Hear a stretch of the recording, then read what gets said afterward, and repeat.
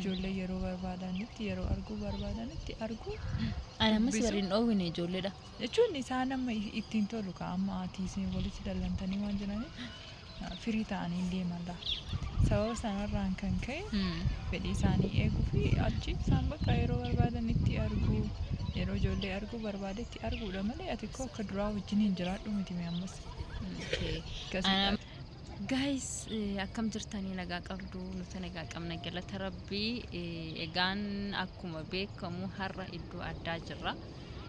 Maaliif akka iddoo kana dhufne kaa hin beektu hundi keessaniyyuu beellama wayii qabnaa turre eeggadda viidiyoo isin hojjedhe kanan ture. Innaa beellamicha sanaa dhufne jechuudha ijoolleen illee as jiranii sistariinis kun asuma jirti. Haay jedhee.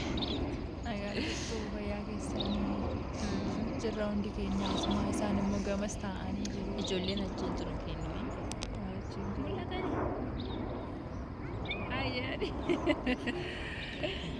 Garas jiru isaanii. Innaa ijoolleen achiin jiranii egaa teenyee eegatee jira sa'aatii kanarratti wal beellamneetii turre jechuudha.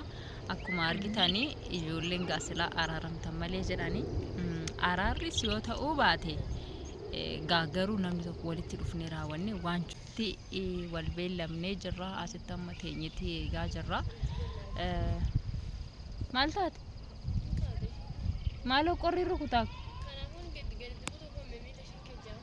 Innaa mucattiin ishiin xiqqittiinis nu wajjiniin jirti baattee jirti obboleettiin hin kaateedhani isheenis arguudhaaf natti fakkaata.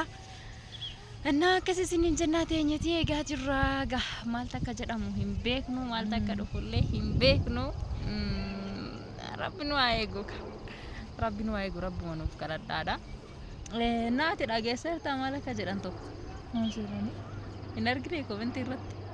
Maal ture? Ilaalle no biisiin ture. Komentii irratti maal jedhanii ijoollee afur qabda'u takka eessa geessite ijoollee afur qabda'u takka eessa geessite maaliif dhoksita gadi hin baastu jedhan kana irratti maal jettaan? Isheen kaameraa Maali maama? Buusi bakka buusi bakka rakkoo hin qabu. Boochatti jettee hin beektu miti yeroo baay'ee intani irratti iyyuu barreeffamnaan viidiyoo jedhu nageessanii sagalee siin boosi silkiin jaallatti hin beektu akkasiif silkii jaallattu. Innaa akkasidha kanaaf iyyuu jechuudha kabajamtoota hordoftoota keenya mucattiin viidiyoo keessa seenuu nu didde malee dhoksuu barbaannetii miti. Akkuma beekamu jalqaba dura biyya deemtee turte. Innaa egaa ergamoo ijoollee lakkii buleettiin keenya dhufuu qabdi. Buleetii keenya faana jiraachuu qabna quba jiraachuu hin barbaannu erga isaan jedhanii asuma nu bira dhuftee nu bira jirti jechuudha. Ammayyuu kun hojjetumaan jirra faana jirti garuu viidiyoo keessa seenuu hin jaallattu nu didde sababa kana ta'eefidha malee ni jirti dhoksuu barbaanne tiiviti maafan dhoksaa indee maal rabbi dhoksee naa kenne maafan dhoksaa gama sana jirti. itti argisiisaa achi kennu si agarsiisuu gama sana irraan jirti na. achiin jirti kun argitanii isaan kun nama afuridha jechuudha achi kan jiru xiqqishuunis hin jirti nama afurtu jira jechuudha achi. Innaa akkuma argitanii numa faana jiru hundi isaanii jechuudha amma yeroo kanatti kan akka araaramnullee kan jedhe isaanii waan ta'eefi gaan beektu waa baay'eetu jira ani kana hundumaa hin feeneeyyuu ture hin barbaannelleedha. Kun hundinuu akka ta'u hin barbaanne maaliifin kana dura hin beektu iccitii kana dura darbe hunduma isaayyuu araarri kana dura maatiin keenya dura siin dhufanii raawwatanii araara nu ta'anii nu araarsaniiti turanii wanti jiru hundinuu dubbatameeti ture. Garuu immoo sun hundinuu deemee raawwate sun hundinuu hafee raawwate ammas immoo deebi'ee yeroon ani silaa namni na barbaachisutti waan sana raawwate jechuudha inni.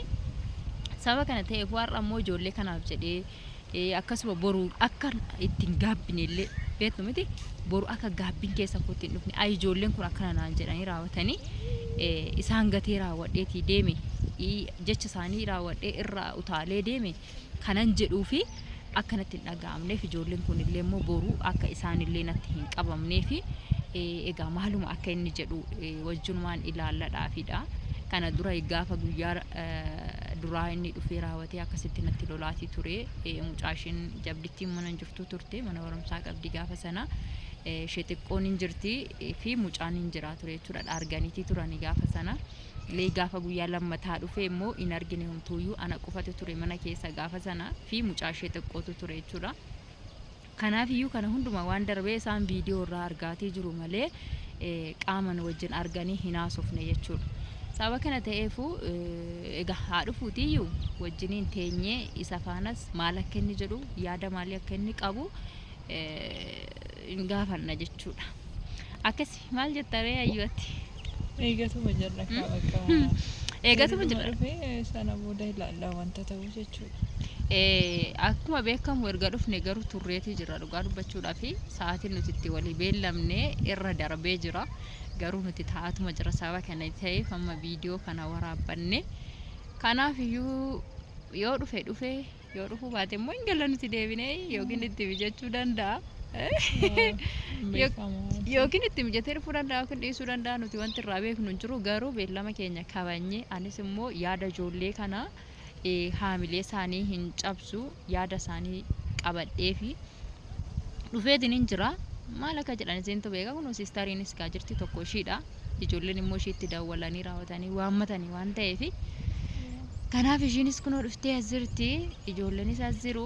Asum qorra keessa kunoo mucaa xiqqoon illee jechuudha qorra keessa taa'atii jirra. Sa'aatiin deematii jira sana booda yookiin deemuu dandeenya yoo dhufee gaa maal akka jedhu walumaan haasofna. Mee maal jettaati yaada kanarratti dhufee yoo dhufe maal godhinaan jettami? Ani akka kan kootitti dheengadda viidiyoo hojjedheetiin hin jira. Viidiyoo sana argiteerta waan argitan natti fakkaanne ijoolleen nuun argine natti fakkaata. Laali dhugaa dubbachuudhaaf yoo ta'e namni tokko erga rakkina irratti si gatee si biraa deeme nama sana garaa maaltuyyuu si nama sanatti araaramee raawwatee nama sana faana jiraattame. Itti gammaddee akkamitti nama kana faana jiraatta? Wanti kun yeroo lammaffaa deebi'ee ta'e waggaa tokko keessatti yeroo lammaffaa deebi'ee ta'e isarratti iyyuu immoo maal akka jedhame dhageessee jirta. Firii ta'uun barbaadaa jedhame jechuudha. Siigalee sababa kana ta'eefu udoosi ta'ee waan kanarratti maal goota? Oduu bakka kan koo buute jechuudha. Amma namni kamiyyuu anamee ananatti murteessuu qofa osoo hin taane bakka kan koo buutanii odoona ta'e maalan godha? Daa'ima harkaa qabaadde keessattuu yeroo itti ati namni si barbaachisutti yeroo ati araasii taatee gaafa ati jirtu gaafa namni silaa azoo jedhee si bira dhaabbachuu qabu tokko si biraa gaafa deemu maal gootamee maal sitti dhaga'ama? Namni kun ergammoo yeroon sun sirraan darbeen booddee ergati waan san dandamattee bal'oos dhiphoos waan hundumaa yeroo dabarfattee immoo jettee nan deebi'a gaafa sin jedhu immoo inuma deeffattaa nama kana udoosi ta'ee jechuudha. Kana amma maal seeta jechuudha. Amma araaramii isa wajjin hin jiraadhu osoo hin taane ko bakka dhiifama gootee fi fedhii ijoollee eeguu ijoollee yeroo barbaadanitti yeroo arguu barbaadanitti arguu. Ani ammas waliin dhoowwine ijoolleedha. Jechuun isaan amma ittiin tolu ka amma atiisin walitti dallantanii waan jiraniif firii ta'anii deemalla. Sababa sanarraan kan ka'e fedhii isaanii eeguu fi achi isaan bakka yeroo barbaadanitti arguu yeroo ijoollee arguu barbaadetti arguudha malee ati koo akka duraa wajjin hin jiraadhu miti mee ammas. Ani ammas ilaale amma mucaan dhiiraan hin beekta. Yeroo barbaadetti dhaqee raawwatee waan barbaade fayyadamee waan barbaade irraa fudhatee deebi'a. Hin beekta miti. Yoo fedhe mana barumsaatti yoo barbaade yoo rifeensa isaatii barbaade gaafa nani of harkaa hin qabne ta'e dhaqee fudhadha jedhee deema argitee beekta guyyaa baay'ee. Kanaafiyyuu ani ijoollee yoomumayyuu jechuudha ijoollee shamaraas ta'ee dhiiraa kanas ta'ee irraa hin dhoowwu. Lamin abbaa isaaniiti maal jedhee